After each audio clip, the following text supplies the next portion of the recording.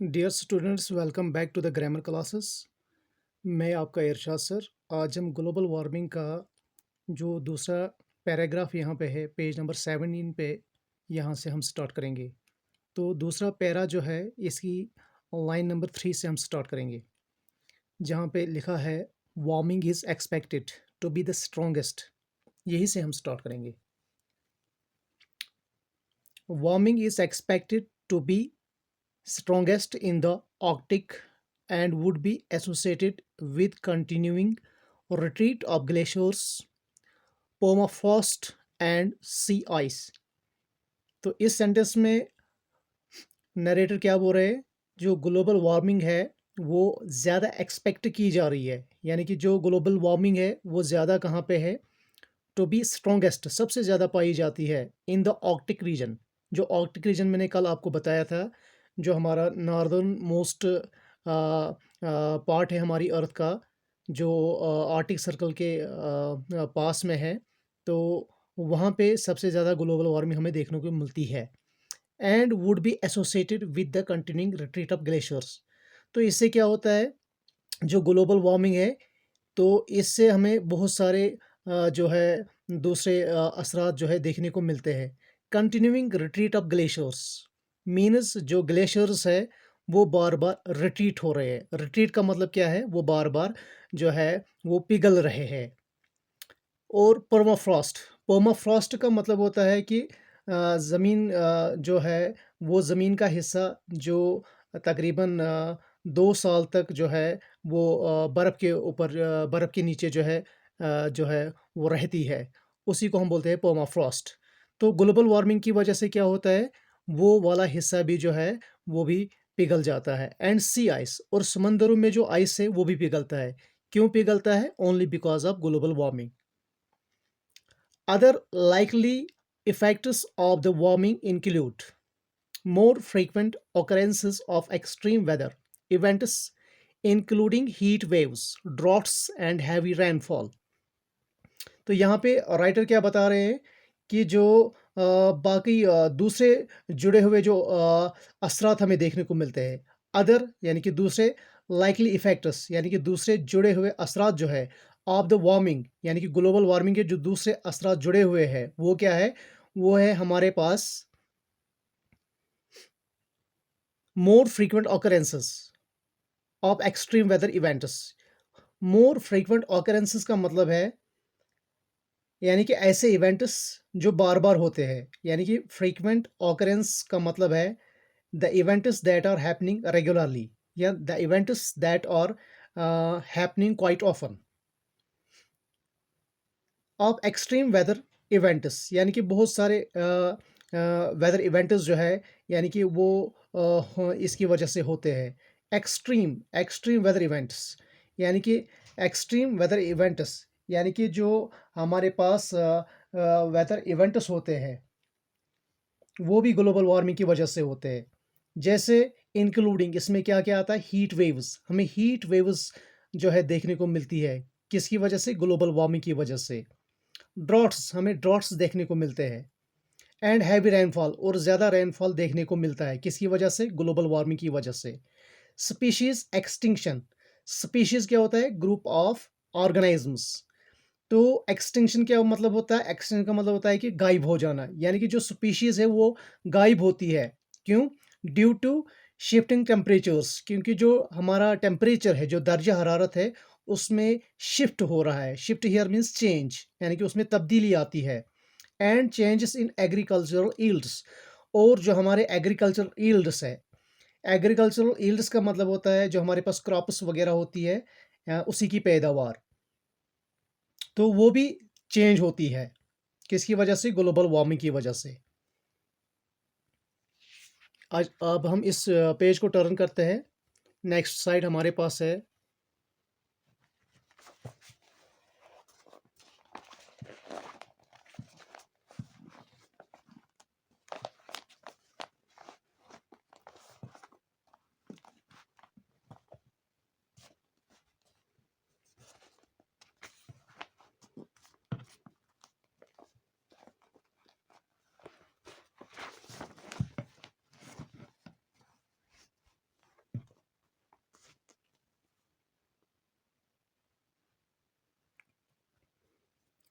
In the Indian subcontinent, the Himalayan region has a glacial coverage of 33,000 square kilometers and is often called the water tower of Asia, as it provides around 8.6 million cubic meters of water annually.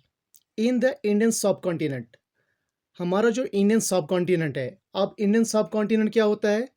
Indian सब continent में हमारे पास कुछ countries है, जैसे हमारे पास basically ये एक reason होता है हमारे साउथ एशिया में, और यह इसमें हमारे पास बहुत सारी कंट्रीज़ आती है, जैसे इंडिया आता है, पाकिस्तान आता है, बांग्लादेश आता है, नेपाल आता है, भूटान आता है, श्रीलंका आता है और मालदीव्स आता है। तो ये हमारे सब कॉन्टिनेंट जो है इंडिया का सब कॉन्टिनेंट, इसमें ये कंट्रीज़ आती है। तो यहीं पे हमारे पास हिमालयन रीजन भी पाया जाता है, और हिमालय रीजन में क्या है, has has a glacial coverage of 33,000 square kilometres. और यहाँ पे जो ग्लेशियल कवरेज है, यानी कि जो ग्लेशियर्स यहाँ पे पाए जाते हैं, वो कितने एरिया में पाए जाते हैं? 33,000 स्क्वायर किलोमीटर्स पे पाए जाते हैं, और यही वजह है, and is oftly called the water of Asia. तो इसीलिए जो हमारे पास हिमालयन रीजन है, इसको हम सही तरीके से, ऑप्टली हियर मीन्स मुनासिब तरीके से या ठीक तरीके से, क्या कहते हैं हम इसको, the water tower of Asia, इसको वाटर टावर ऑफ एशिया क्यों बोला जाता है? क्योंकि यहाँ पे जो है हमारे पास बहुत सारे ग्लेशियर्स देखने को मिलते हैं, as it provides around 8.6 million cubic metres of water annually. क्योंकि ये जो हमारे पास हिमालयन रीजन है, यहाँ पे हमें क्या है, एज इट प्रोवाइड्स, ये हमें मुहैया करता है, यानी कि यहाँ से हमें अता होता है क्या, अराउंड तकरीबन 8.6 million cubic metres of water annually. Annually हमारे पास कितना वाटर हमें इन हिमालयन रीजन से मिलता है? तकरीबन हमें 8.6 मिलियन क्यूबिक मीटर्स वाटर मिलता है। अब ये क्यूबिक मीटर्स क्या है? क्यूबिक मीटर है हमारे पास, ये यूनिट ऑफ वॉल्यूम होता है, यानी कि एक क्यूबिक मीटर में अगर हम देखेंगे तकरीबन 1000 लीटर्स आते हैं। तो इतना पानी जो है हमें कहाँ से मिलता है? जो हमारे हिमालयन रीजन है। अब अगर हम इसको मल्टीप्लाई करेंगे, यानी कि जो 1000 लीटर्स आया एक क्यूबिक मीटर में, अगर हम इसको मल्टीपल करेंगे 8.6 मिलियन के साथ, तो वो हमारे पास जो एक्चुअल आएगा वहाँ पे कैलकुलेट करके, तो उतना पानी हमें इनसे मिलता है। इसीलिए इसको हम बोलते हैं water tower of Asia. Dear student, मैं होप करता हूँ कि आप इस क्लास में एंजॉय करते होंगे। Glaciers from this region mother several streams and rivers in the subcontinent। अब जो ग्लेशियर्स है फ्रॉम दिस रीजन, यानी कि इस रीजन में, यानी कि हिमालयन रीजन में जो भी ग्लेशियर्स है, mother, mother here means help to originate, जो मदद देते हैं ओरिजिन करने में, किसमें? बहुत सारी स्ट्रीम्स को, सेवरल स्ट्रीम्स एंड रिवर्स, और बहुत सारी रिवर्स को इन द सब कॉन्टिनेंट। यानी कि जो सब कॉन्टिनेंट है हमारे पास, इंडियन सब कॉन्टिनेंट जो है, जैसे ये हमारे पास कंट्रीज थी, इंडिया था हमारे पास, नेपाल है, बांग्लादेश है, मालदीव्स है, भूटान है। तो यहाँ पे हमारे पास क्या है, हिमालयन रीजन देखने को मिलता है, और यहाँ से बहुत सारे रिवर्स और बहुत सारी स्ट्रीम्स जो है वो निकल कर आती है, क्योंकि यहाँ पे बहुत सारी ग्लेशियर्स है। which support economy and the livelihood of millions of people in several countries। और इसकी वजह से क्या मिलता है? वी सपोर्ट, ये जो हिमालयन रीजन्स है ये सपोर्ट करते हैं किसमें? इकोनॉमी।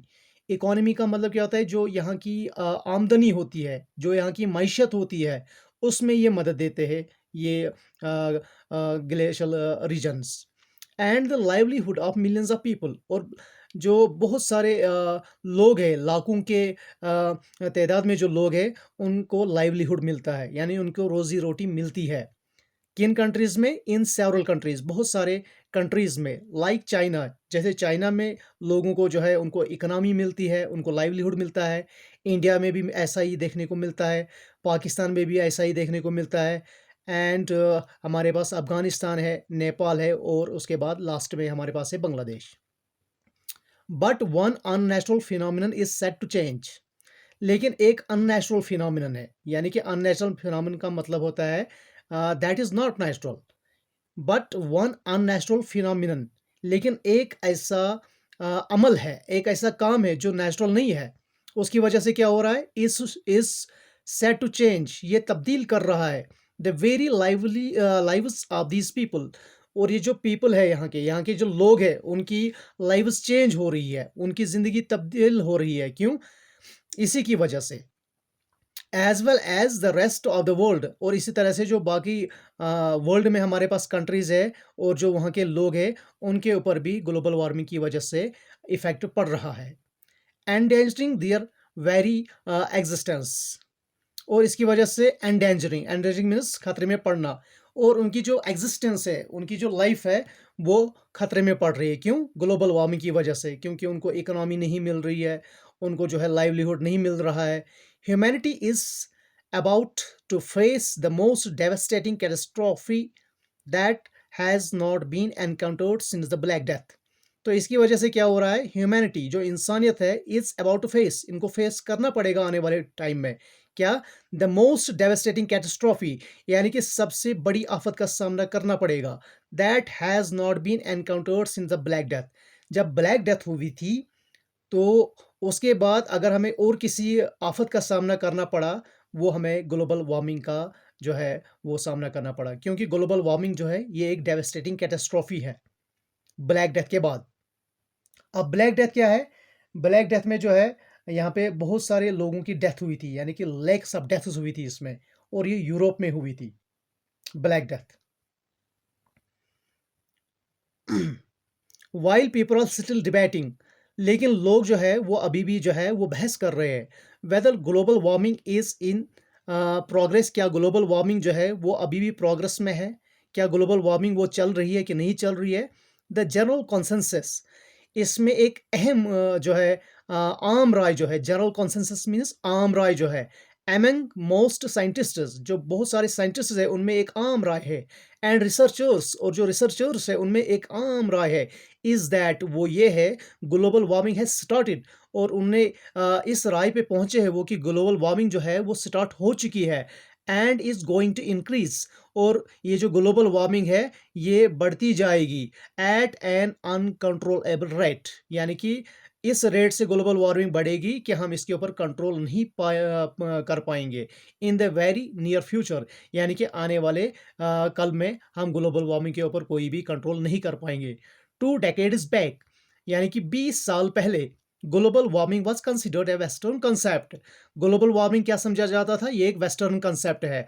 वेस्टर्न कंसेप्ट मीन्स ऐसा कंसेप्ट जो खाली यूरोप और अमेरिका में समझा जाता था। But now its impact is visible across the globe. लेकिन अब इसका इम्पैक्ट जो है, इसका जो असर है, वो ऑल ओवर द ग्लोब हमें देखने को मिलता है, पूरी दुनिया में। Today places as cold as Kashmir, आजकल के वक्त में, यानी कि जो ऐसे सरद इलाके हैं जैसे कश्मीर है, are also experiencing the impact of global warming. यहाँ पर भी हमें ग्लोबल वार्मिंग का सामना करना पड़ रहा है। तो मैं उम्मीद करता हूँ कि आज की क्लास जो है आपके लिए काफ़ी एन्जॉयबल रही होगी। तो मज़ीद लेक्चर्स के साथ मैं जो है आपके सामने कल की डेट में आऊँगा। अगर कहीं पे आपको कोई कमी लग रही है तो आप मुझे जो है कमेंट बॉक्स में जो है वो कमेंट कर सकते हैं, अपनी क्वेरीज़ रख सकते हैं। क्योंकि मैं यहाँ पे खाली आप लोगों के लिए हाँ, जो है वो लेक्चर्स देता हूँ। जैसे आप बोलेंगे वैसे ही आपके जो है आपके लिए वो नॉलेज जो है मैं शेयर करूँगा। बाकी वस्सलाम।